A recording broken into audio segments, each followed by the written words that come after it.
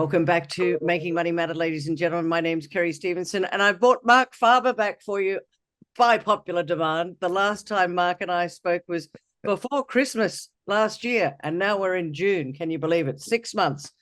Dr. Marc Faber is the publisher of the Gloom, Boom, and Doom Report, and he's also an advisor and a fund manager. And one of the things I love about Marc is not only does he understand history and how it pertains to what's going on today, he's a deep economic thinker, but he doesn't hold back and he tells it like it is. So sit up, listen up, because you're going to learn a lot. Now, he's based in Thailand, and here's a fun fact for you all.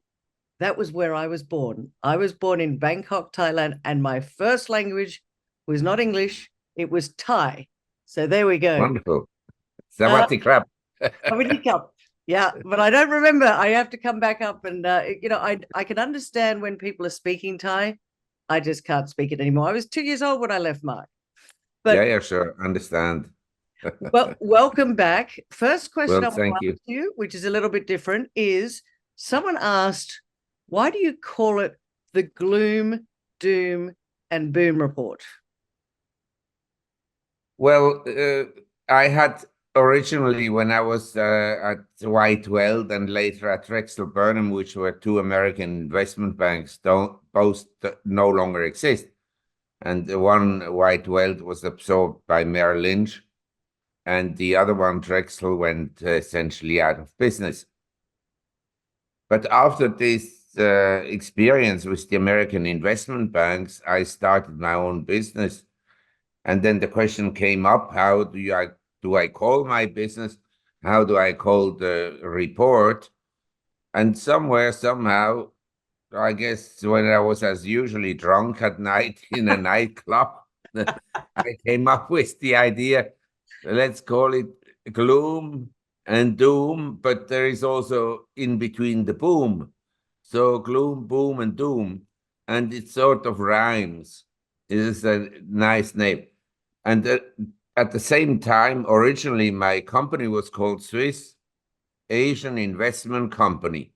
But then I was in Sydney, and my good friend, Ronnie Rifkin, maybe you remember him, he was a very colorful character. And I used to stay with him, and he's a nice person, I mean, on a private basis and so on. He took me to a small dinner with, let's say, 2 or 3 people. And there was this, I don't know how you call him, a sort of magician, Uri Gellert. Oh, yeah. Yeah, Uri Geller. He was a big number for a while, because he could bend spoons and do all kinds of tricks. And so we met at that dinner, and I talked to him, and we got along very well. And he said, what's the name of your company? And I said, Swiss Asian Investment Company. And he said, what's your name? I said, Marc Faber. He said, you're crazy to have such a bad name for your company. Put your name on the company. And so I changed the name and renamed it to Marc Faber Limited. And then I saw again Uri at one stage in London, but since then I haven't seen him anymore. I'm not sure if he's a nice person. I mean, like a likable character, very kind of brilliant mind. Well, kind of like where we're going to go today, I guess, Marc. And for those that want to go and subscribe to your newsletter, how often do you bring the newsletter out? I just want to get that out up front before we do a deep dive. Well, I have 2. One is the Gloom, Boom, and Doom Report, and it appears monthly. And then I have a monthly report, which also appears monthly. The first report, the Gloom, Boom, and Doom Report, is more expensive and is slightly more difficult to read because it addresses strategic issues, which are sometimes quite complex. Say, how do you define what is money? What is money? Yeah. And what is inflation? This is the economists debate these things. And the other report, the monthly report is much cheaper in price. It's only $300 a year, and it's easier to read for people. Okay. But both reports require someone to be willing to spend at least 1 hour reading the report. And ideally, they go and look up books or look up kind of search with a search engine related subjects. You understand? Yep. Because someone has to study to understand economics. That's why the socialists, they don't understand economics for that reason. They're socialists. If they would understand economics, they wouldn't be socialists. It's a very good point. Very good point. And but they never studied anything. They're just envious people. They envy people who've been successful in life. And as a result of this hard work, they became wealthy. And these socialists, they just envy these people and want to pull them down. Mhm. They want to pull down the trees that grow tall. Yep, totally agree. I want to go back to something you just said right at the start there. Two things. You said, what is inflation? What is money? Most people don't understand it. So let's start with what is money, and then we'll go to what is inflation, because I think it's important for people to understand that, because most people are living in a sort of a fantasy land, if you like. Yes, I wouldn't call it a fantasy land, but they live on the delusion. You know, what is money? It's very difficult to tell. The one thing I can say is that when I grew up in the 50s, my father was a very successful orthopedic surgeon. He had all the soccer players and the cyclists as clients and the skiers and so forth, the sports medicine. And he used to sometimes say, oh, this guy who comes to our house, he's very rich, he's a millionaire. In the 60s and 70s, someone who had $1 million was rich, very rich. Yep. Nowadays, nobody looks at the millionaire. Who cares? This is the reality. To be seriously rich nowadays, I'd say you need to have $100 million or $200 million, and to be relatively wealthy, $1 billion, and very wealthy, 20 billion. Wow. Otherwise, you're not rich among the rich. You understand? You're rich. Maria Callas, the opera singer, she was once asked, "Are you rich?" And she said, well, I'm rich compared to a worker, but I'm not rich compared to Frank Sinatra. She was, of course, a much better singer than Frank Sinatra was, but in a different line of business. Frank, he was an entertainer. Callas was a serious opera singer, a diva. A diva, but again, does what is money? Is money just digits, or is money gold? Well, you define money as something that serves as a unit of account and the store of value, and an accounting unit to facilitate transactions. And well, I'm not sure it's politically correct to talk about primitive tribes. Let's say on a deserted island, a tribe that never had any contact with modern civilization, they could use shelves to transact. And in other societies, they used oxes and goats to transact. And in more advanced societies, coins came up. And then the big question was, the coins, out of what are they made? The most precious coins, they were gold coins. But at the time of the Romans, the Roman emperors soon realized that you can water down the value of the money by, say, mixing copper with gold or copper with silver.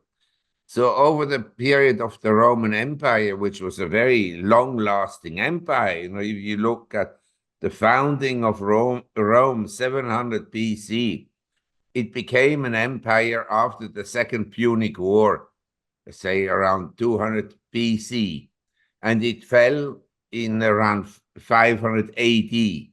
So it lasted a long time. I mean, it outlasted anything else that is known to humankind.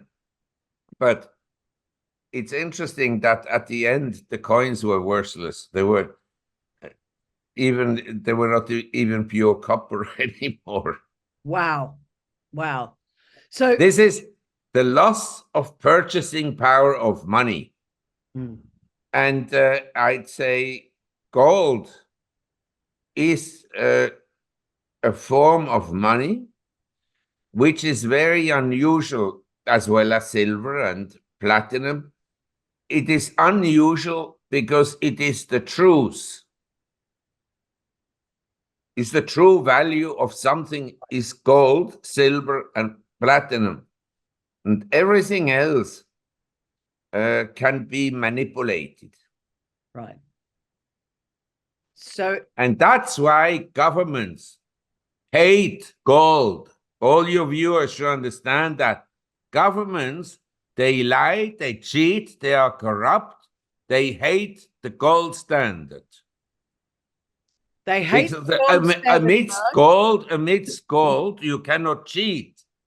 Whereas with money printing, you can create an illusion.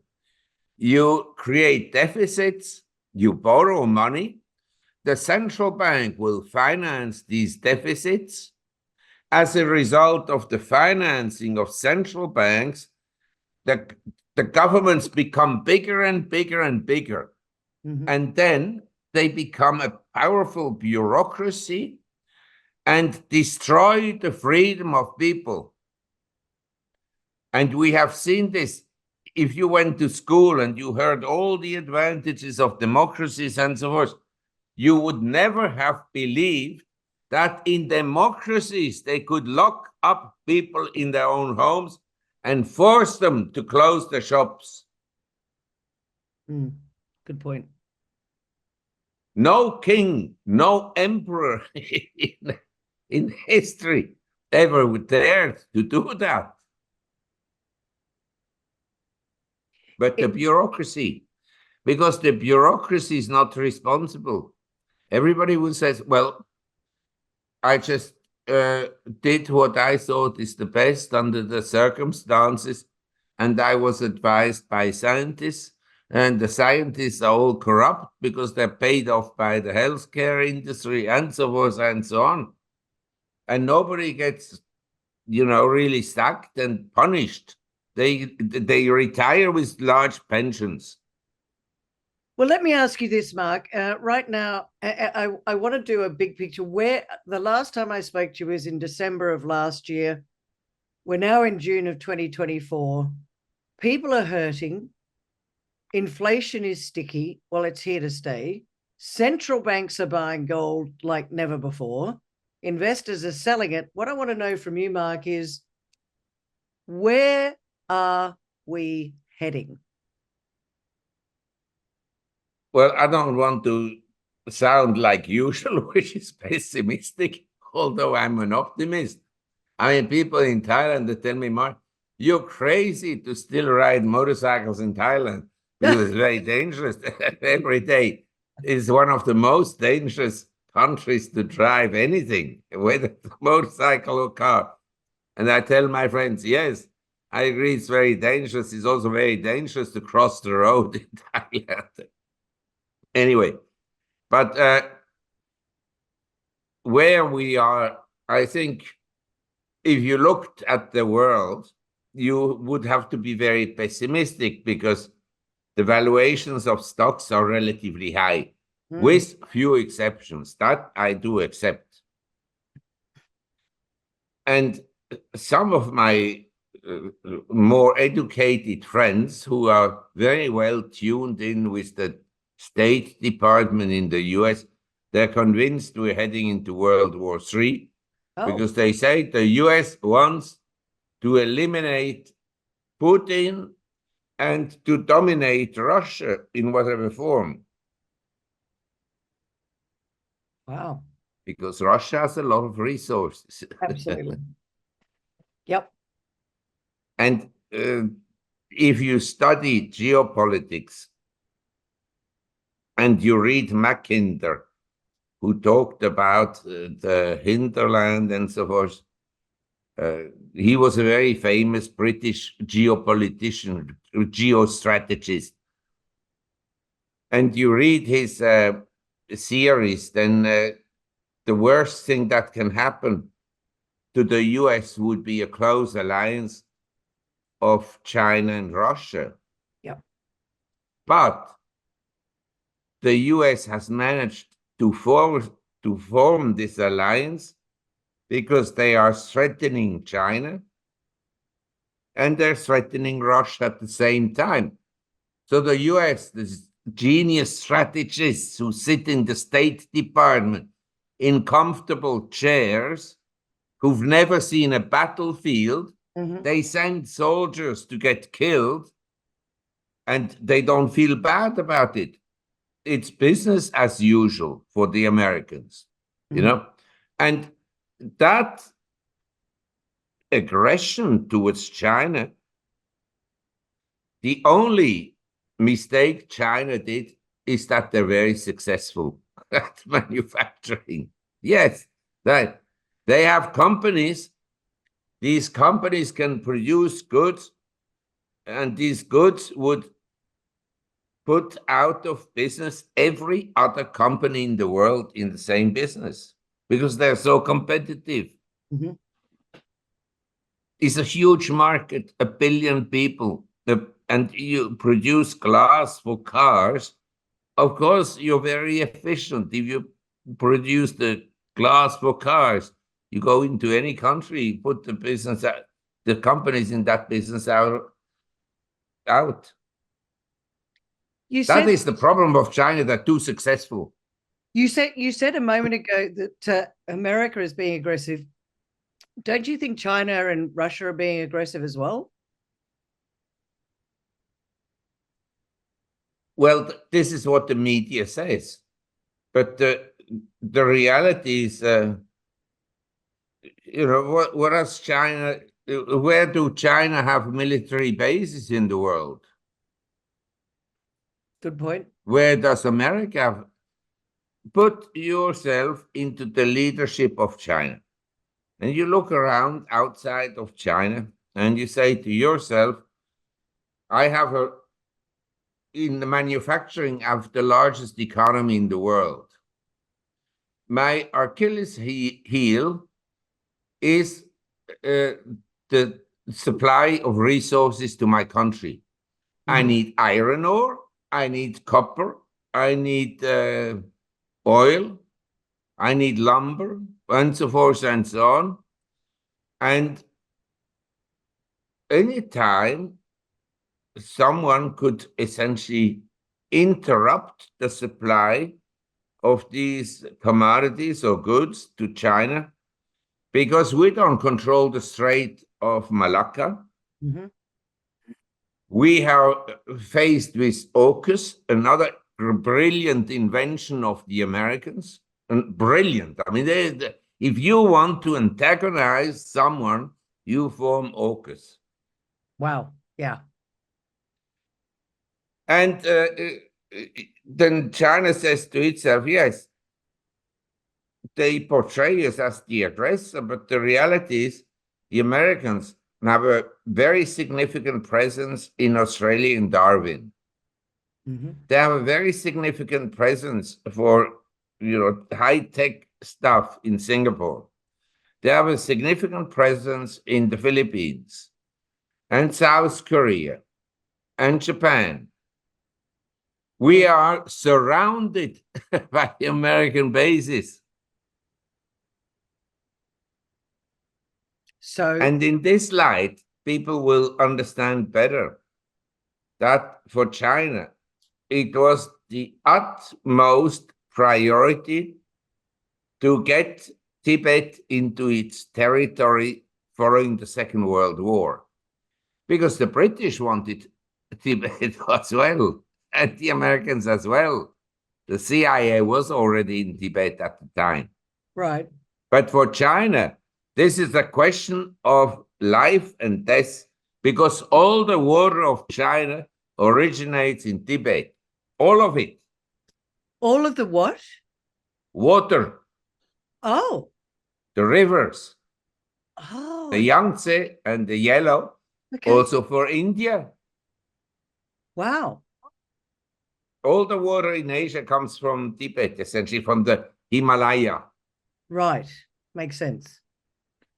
But Mark, going back to what I said at the beginning, which is what is money and where we are in the world at the moment, what I want to find out, our audience out there is confused. They see the stock market going up and away, and we can talk about the what is it, the fabulous seven, and people just plowing into the stock market. Do you think that that's just because they keep printing and printing and printing?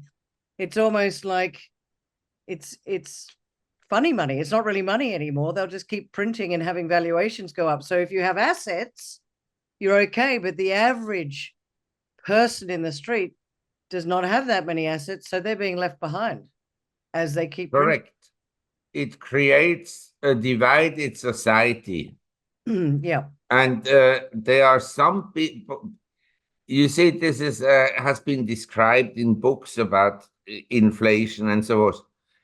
In a healthy society, the rich become wealthier, but because they become rich, they also have very successful businesses. And because of that, the wages go up. And so the real wages of ordinary people also go up. Mm-hmm. But of course, like in the robber baron days of the 19th century in America, say between 1870 and 1910, the rich people became very rich. But the fact is that due to essentially technological innovation, there was a period of deflation, but rising wages for ordinary people. Right. Of course, the conditions of ordinary people were not that great, but they were not that great all over the world. Not many people had running water in 1870.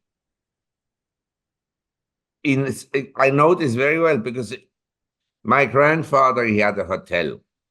The first hotel in Switzerland with running water was built around 1880. First hotel with running water.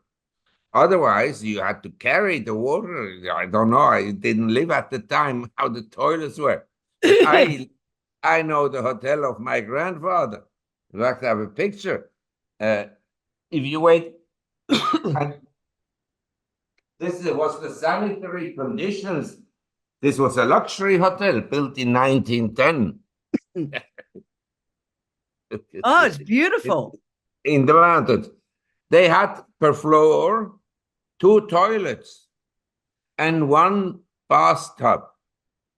And then later they installed basins, washing basins in the rooms. But the first hotel where each room had a bathroom was built around 1910, the Ritz in Paris. It was built by a Swiss hotel man, Caesar Ritz. He was born in a small valley in the mountains with nothing. And in the school, they said he's a lazy guy. He built one of the biggest hotel chains in the world. I want to know whether your grandfather's hotel is still standing. Is that still around today? Yes, still standing, but it's no longer in the family. No.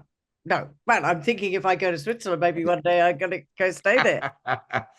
There are nicer hotels and nicer resorts than this place.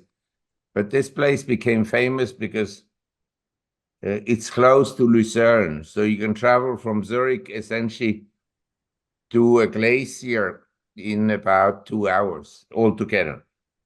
Because there's a cable car that was built by my uncle, and it's world famous because the gondola of the cable car carries 110 people. But the gondola, as it goes up the mountain, rotates by 360 degrees. Yep. So everybody can see the whole panorama of the mountain world. Beautiful. Well, look, let me get back to this. And you have at the top of the cable car a Yep. huge tank with whiskey, and the whiskey drops down. Where's your whiskey today? It's too early in the morning for him. It's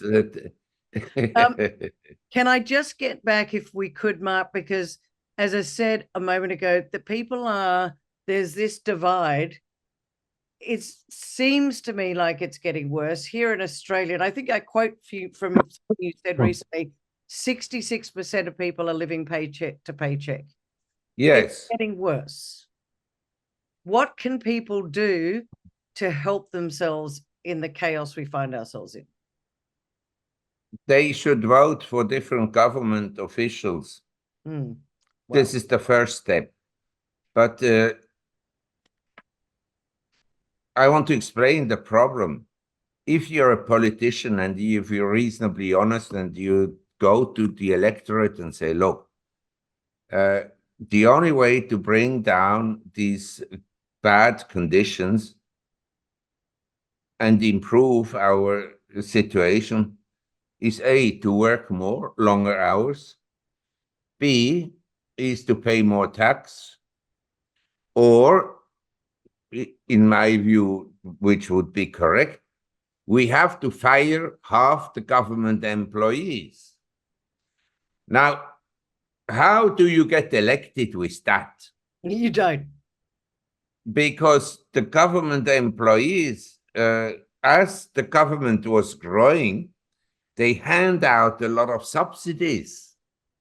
So a lot of people actually live from the government. They don't live well.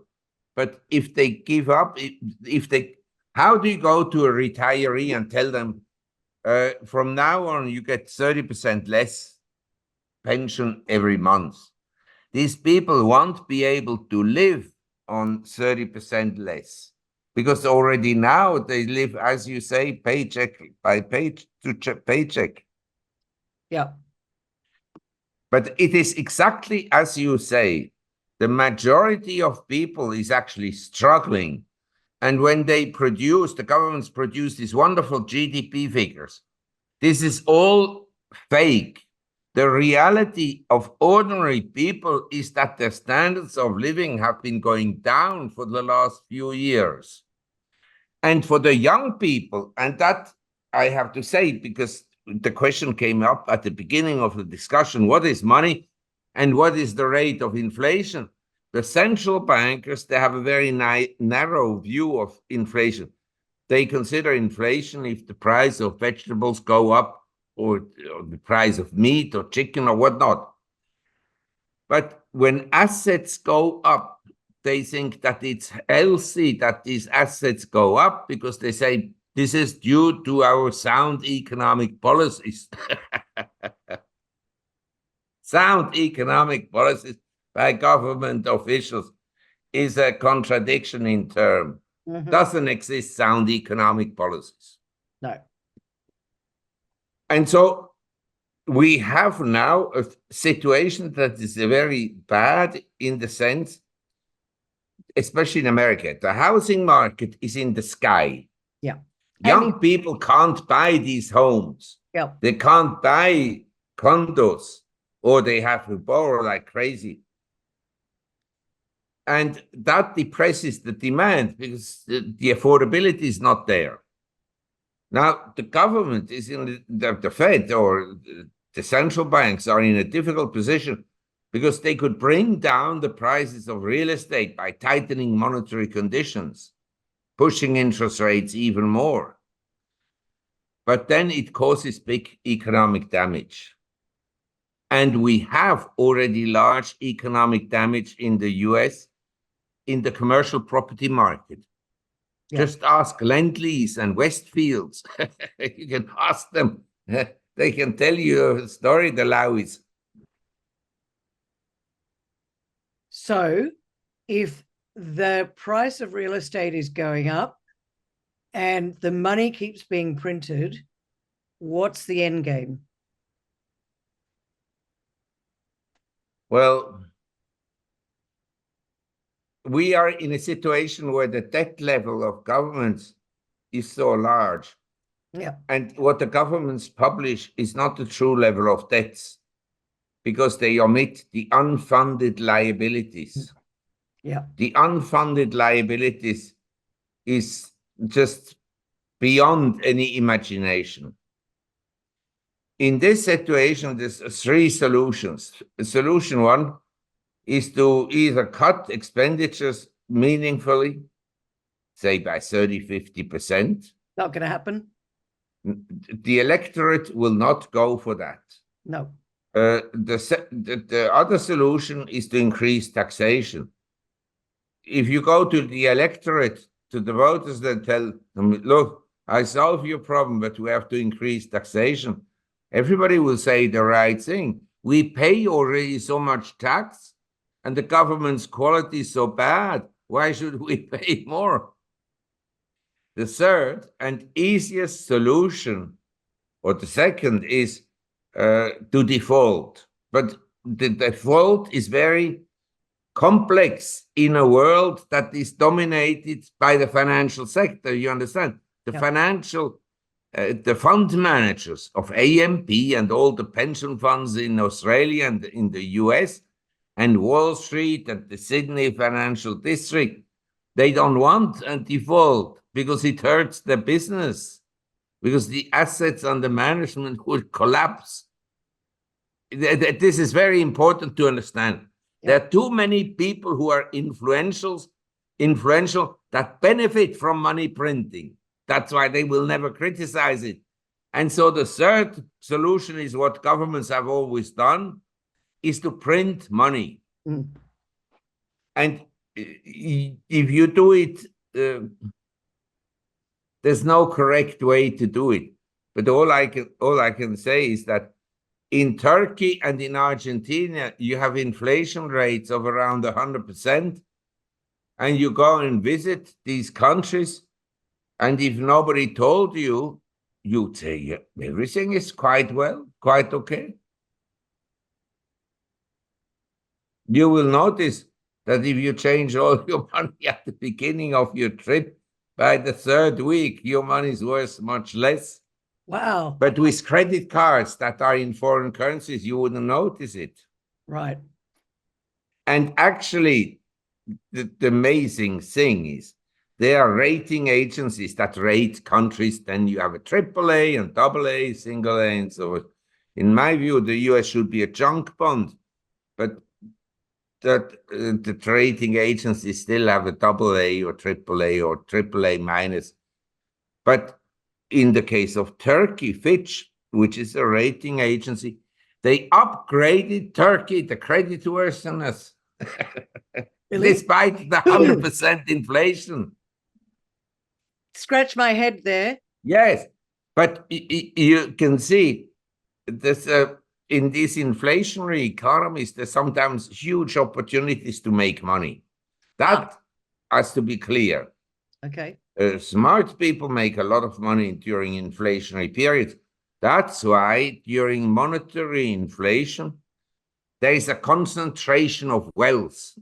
At the end, there's a handful of people that have $100 billion plus wealth. The small shopkeeper, he has to close down his shop. The big retail chains, they can keep it open. So there's only one. Sorry to interrupt you, Mark, but there's only two choices: default or print money. Sounds to me like yes. This is basically the realistic view is default, which is very complex and painful.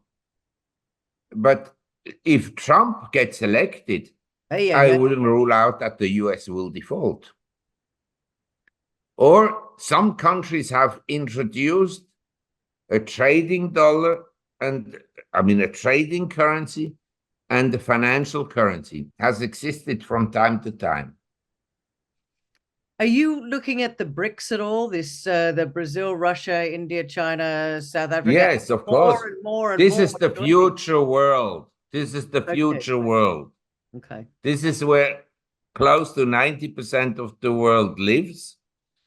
They have young populations, they have growing economies, and they have decided to no longer listen to useless European politicians that travel to these countries and lecture them how to run their systems. Yeah. Can you imagine? The British are not the most popular people in India to start with, because in Indian history, that is being taught in India, the Indian downfall was caused by colonialism. It's not the truth, but it did a contribution for sure. And then some British ministers, they travel to India and lecture them about democracies and so forth. And the Indian economy has now overtaken Britain as the third or fourth, neither or fifth largest economy in the world. It's like this Macron. He's a complete useless character. Every French knows that.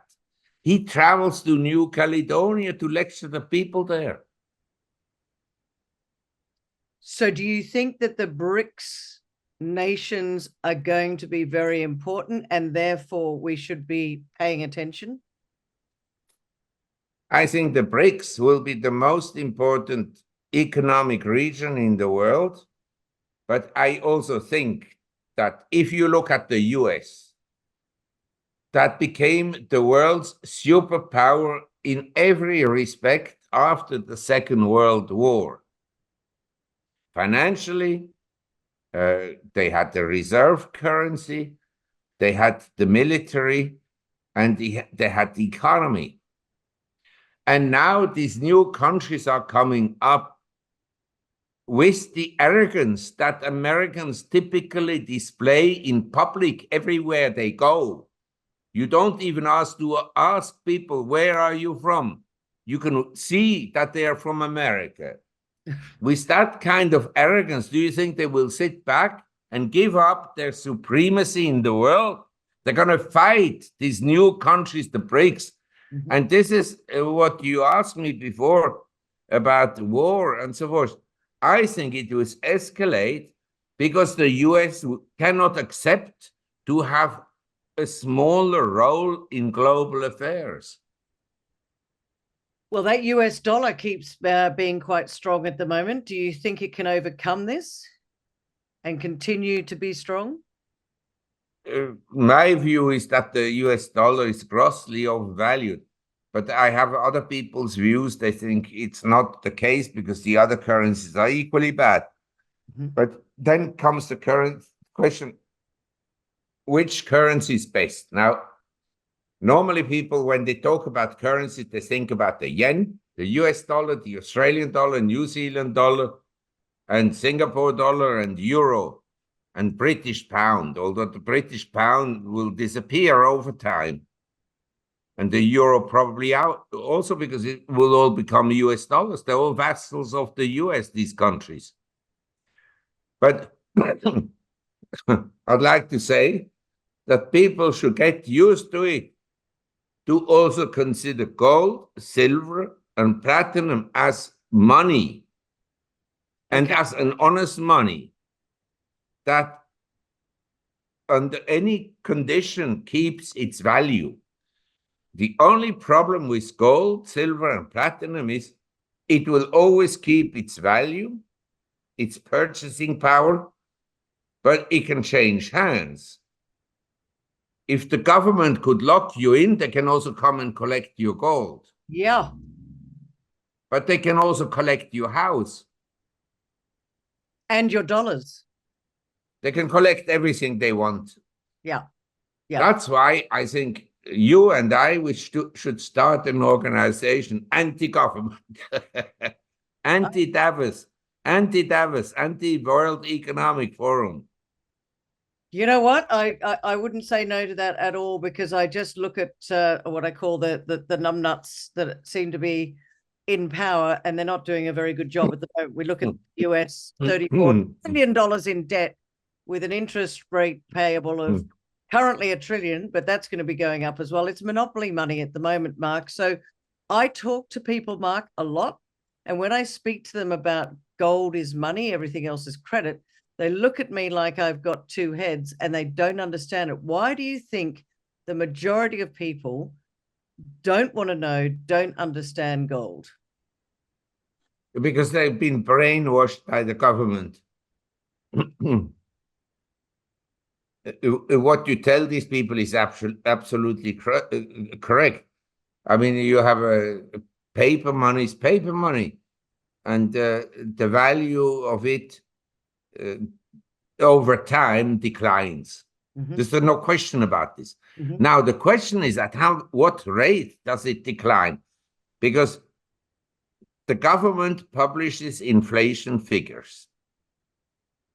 Of course, the government has an interest, a vested interest, to publish inflation figures that are very low, because they have to adjust the pensions every year, and they have to pay the interest on the debt. So if they can say my inflation is 3%, then the government debt of that country may yield 3% or 3.25% or 3.5%, and so forth.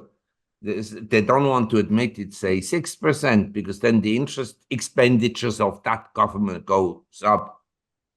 But the private sector economists in America that do not work for Wall Street, you understand, Wall Street is interested that every year the Dow and the S&P goes up in value, so the fees go up. But in America, there's a very good economist, John Williams, and he's a statistician. I mean, statistics is a very specialized field, because you can show just about anything with statistics. But he calculates the rate of inflation with the consumer price index that was used in the 70s, before it was changed meaningfully. Yeah. Because, as you know, the consumer price index is a basket of goods and services. So depending on your potatoes could be 90% of the basket, only 3% of the basket. So it makes a huge difference on the basket. And his inflation figures are much larger than the government, much higher. I mean, usually about twice as high. Now, I had some reservations about that, but as I wrote recently, the economist Larry Summers, he was a Treasury Secretary under Clinton. He calculated the rate of inflation also at a much higher rate than what the government is publishing. So then I started to say to myself, well, if a private retired Treasury Secretary has a much higher inflation rate and criticize the government now, which is very seldom that the Treasury Secretary would criticize the current administration. Has never happened before. But that's what happened. I said to myself, this John Williams, his website is Shadow Stats. Yes. Shadow Statistics. Yep. That his figures are reasonably correct. And then he showed a chart showing his inflation rate, and he compared it to the price of gold in US dollars. Okay. And the graph is very similar. So he said the gold price is actually smelling the true rate of inflation better than, say, the strategists of Wall Street. And my view is that people make a huge mistake if they don't own some gold. Now, what you said is, of course, true. The central banks in Asia are buying gold, not just in Asia, also in Russia, in any country that is not so friendly with the US. But the individuals, you see, the typical household is in financial difficulties. They suddenly have to pay more interest on their loans of their homes or cars or whatnot. And the insurance premiums go up, healthcare goes up, and so forth. So what do? You want to sell your car? You need your car to go to work. And you don't want to sell the car because the neighbor sees it. You want to sell your house? Well, you have to move into a lower class neighborhood or whatnot. So you don't want to do that either. You want to take your children out of school, it's not very good either. So if you have some gold, this is the easiest to sell and nobody sees it. But most people don't own it. So how do they even get started? Well, a lot of people, they don't own a lot. You know, if you go to a cocktail party and the gold price goes up, of course, some people will say, oh, I made some money in gold. Then you ask them, how much do you have? They don't even have 1 ounce. Wow. Wow. But they've got something. They got, well, they inherit from their grandparents and so forth. I also inherited some gold coins from my grandparents. Not much. It was taken away before I inherited it. Oh, no. That's a disaster. No, I don't know. Well, you know, if we have complex family history. Oh, we'll get into that another time. But do you think we'll ever get back onto a gold standard? I suspect not, because if we got onto a gold standard, they can't print money. Yes, but if the system breaks down one day, and I'm not saying it will break down tomorrow, but it will break down at some point. Maybe we start again with a gold standard or something similar to a gold standard. We never had a pure gold standard. No. But in the 19th century, and the Bretton Woods Agreement was close to gold standard. The Bretton Woods Agreement was close to a gold standard, not 100%, but it was close to a gold standard. But the rate of inflation then accelerated in the 70s when the US closed the gold window and we went off the Bretton Woods Agreement. So that's where when the temporarily, remember? Yeah, of course. Yes.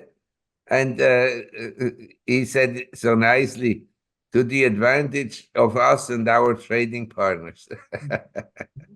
All right, we're running out of time, Mark. I really appreciate your time.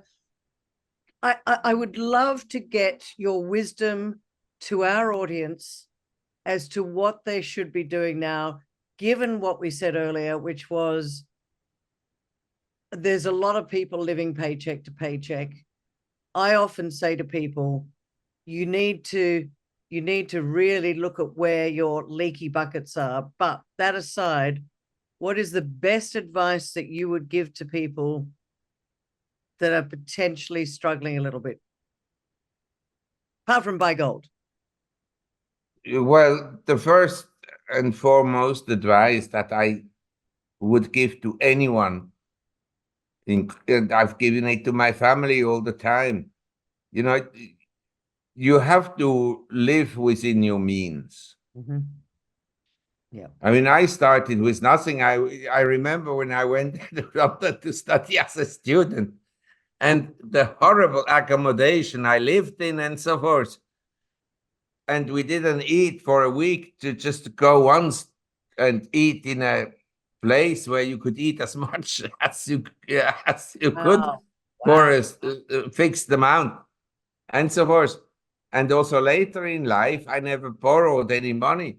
Maybe if I had borrowed money, I would have become much wealthier. But I think it's a question of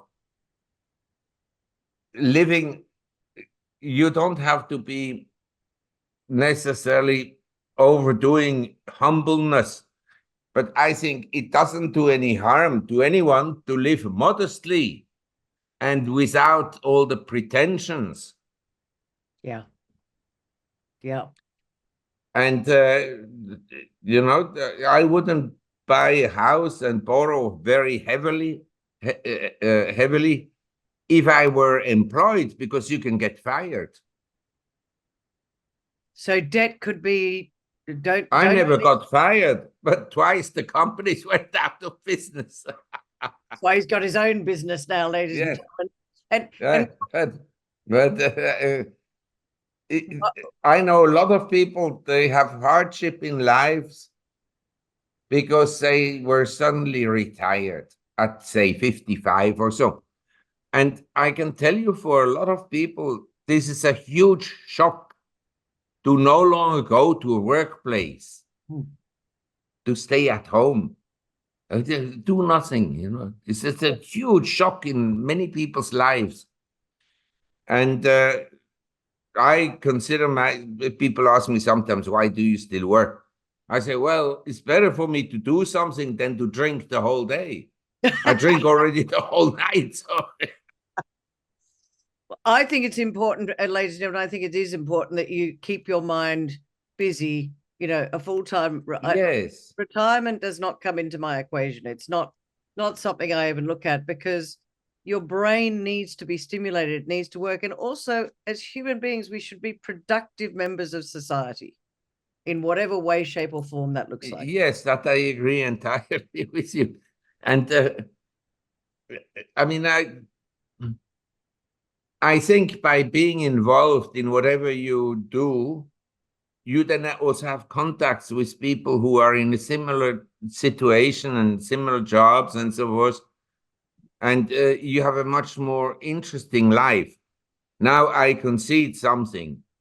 In my business, which is not a very demanding business, the financial sector, it's just the most overpaid sector in universe, with the exception of government officials, considering their qualities. But I know people who were in the construction industry, and they were working on floors or on roofs, with steel roofs, and working with steel. I tell you, with 50 or 55, your back or your knees or both are ruined. Finish. Yep. The body just can't do it anymore. And they, of course, then they retire. But like my builder, who is here in Thailand, he's now also at an age of sort of retiring slowly. But he can still come and do work and delegate work to other workers. Yeah. But the problem is, as I also talked to a hotel owner in Switzerland, she says, the problem is nobody wants to work. That's because governments give handouts. Largely that. And the governments have portrayed work, whoever needs to do something, as a victim, when in fact, from a moral point of view, people should be happy to work. But people are happier to work if they're free. And by the way, there's a very good paragraph, a small chapter in Mark Twain's book, Tom Sawyer's. Tom Sawyer's, as a punishment, must paint the fence of his auntie. And he hates to do it. And all his friends, they laugh about him as they go swimming into the Mississippi River.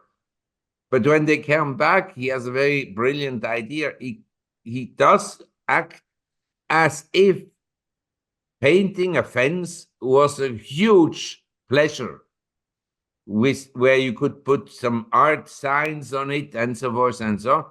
And so at the end, his friends, they think, well, this is something unusual. And they start to pay him to paint the fence. And this is in life. when the government says you must do something, or communism says you must work in a coal mine, they don't like it. But if they choose to do so, they like it better. They may not like it, love it all the time, but they like it better. It's the way you present it, isn't it, Mark? Yes, exactly. People like to be free, take their own decisions. And they're smart enough to make their own decisions. And that's Yeah, why sure. one of the things that I will always say, and Mark, I'd love to have you back on again very soon, not leave it too long, because I love the way you think. And I think people need to understand that Mark does have he thinks deeply about things. So as he said at the beginning, he's got two ways that you can tap into his mind. One is the Gloom Boom Doom Report. That's a very deep thinking one, or his monthly newsletter. So go check those out. But also, ladies and gentlemen, the Australian Gold Conference, 26th to the 28th of August in Sydney. It's happening. Maybe I'll get Mark to come on via Zoom for that. But, it's important that you understand what's happening in the economy and you don't get caught up being in deep difficulty as we navigate these new turbulent times. The final word goes to you, Mark, as we wrap this up. Well, thank you very much for having me on your program. And my sense is we all don't know how the world will look like in 5 or 10 years' time. And I repeat, I would diversify my assets. I wouldn't have too many debts, or I prefer to have no debts. And I think it's very essential for every investor to have some cash. Oh. Now, the question then comes up, what kind of cash is the best? Well, the best yielding now among the major currencies is the US dollar, but the highest yielding currency is also usually the weakest one. And the one with the lowest yield, which is silver, gold, and platinum, they have the quality of being very safe. So that's what I would own. Not 100% of my money in gold, silver, and platinum, but some. There you go. You heard it from Dr. Marc Faber, ladies and gentlemen. If he's saying have some, he's not saying sell your house to your children, but he is saying diversify and have at least some exposure to gold, silver, and platinum. So we'll see you all at the Australian Gold Conference. But for now, Dr. Marc Faber, fantastic to chat to you. We'll see you again soon. Thanks so much for joining me on Making Money. It's my pleasure, especially so early in the morning. Bye-bye. Thank you.